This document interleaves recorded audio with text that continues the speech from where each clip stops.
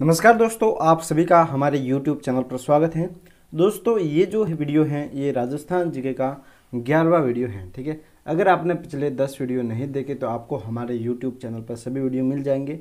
आपको पता है कि हम किस प्रकार पढ़ रहे थे। ये जो हमारे सवाल है ये आपके राजस्थान में आने वाले सभी एग्जाम में काफ़ी महत्वपूर्ण है।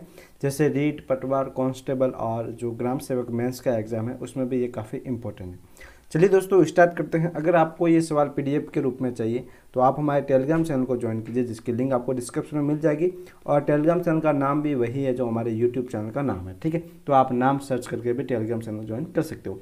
चलिए दोस्तों स्टार्ट करते हैं। आज का जो हमारा पहला सवाल है वह है, राजस्थान को मुख्य रूप से कितने भौतिक विभागों में विभाजित किया जाता है? तो इसका जो आपका सही आंसर है वह है ऑप्शन 3, 4 भौतिक विभागों में इसमें बांटा गया है। ठीक है, अब ये 4 कौन कौन से हैं तो चारों के हम नाम देखते हैं। सबसे पहले तो है पश्चिमी मरुस्थल। ठीक है,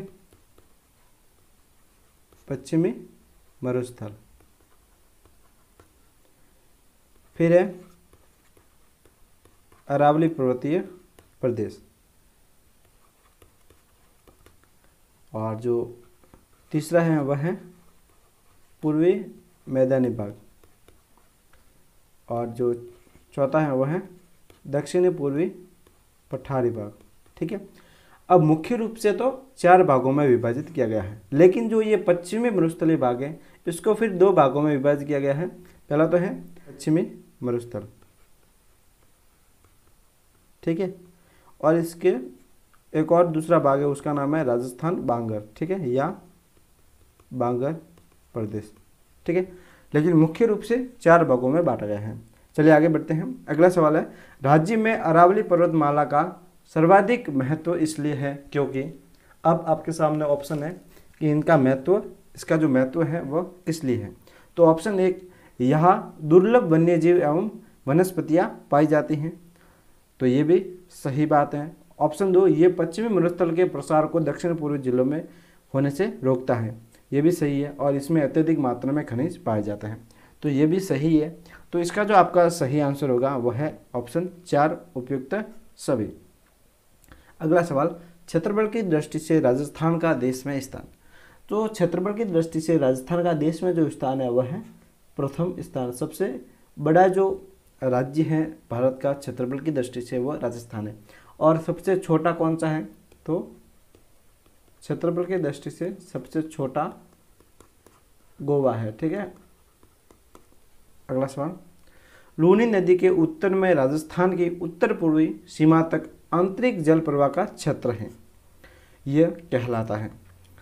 तो इसका जो आपका सही आंसर है वह है ऑप्शन 3, शेखावाटी क्षेत्र। ठीक है, शेखावाटी क्षेत्र में कौन कौन से जिले आते हैं, तो चूरू, झुंझुनू, सीकर वगैरह जो जिले हैं वो शेखावाटी क्षेत्र में आते हैं।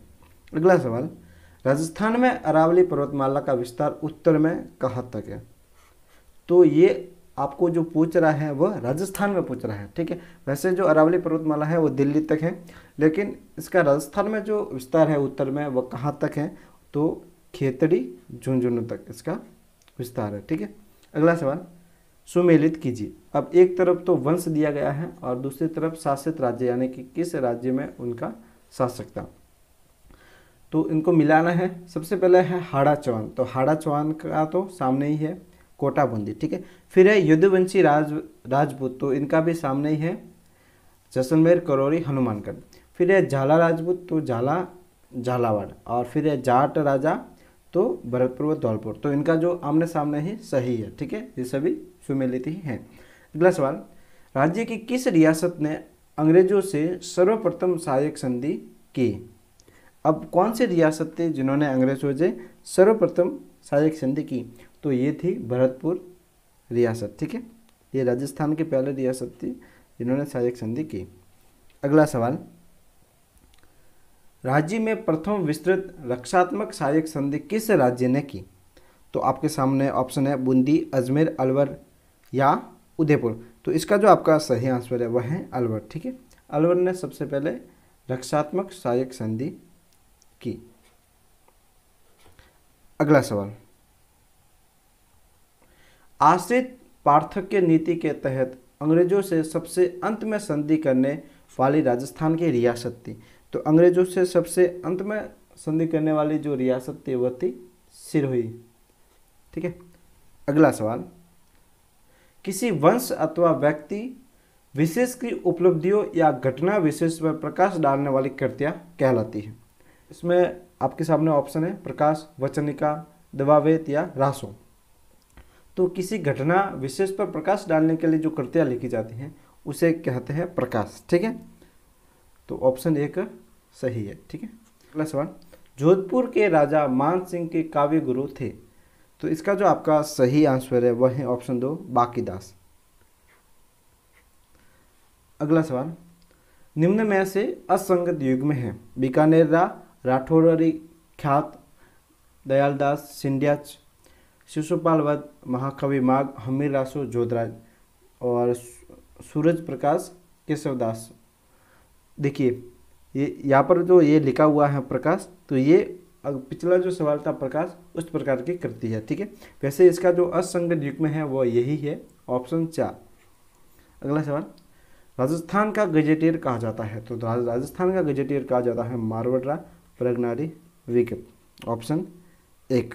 अगला सवाल, बिहारी सत्सई ग्रंथ किस भाषा शैली में रचित है। तो ये किस भाषा शैली में रचित है, तो ब्रज भाषा में। बिहारी सत्सई के बारे में कहा जाता है कि ये गागर में सागर है। अगला जो सवाल है वह है हिंदी में सर्वप्रथम भारतीय लिपि का शास्त्र का लेखन किया। तो इसका जो आपका सही आंसर है वह है पंडित गौरी शंकर हीराचंद ओझा।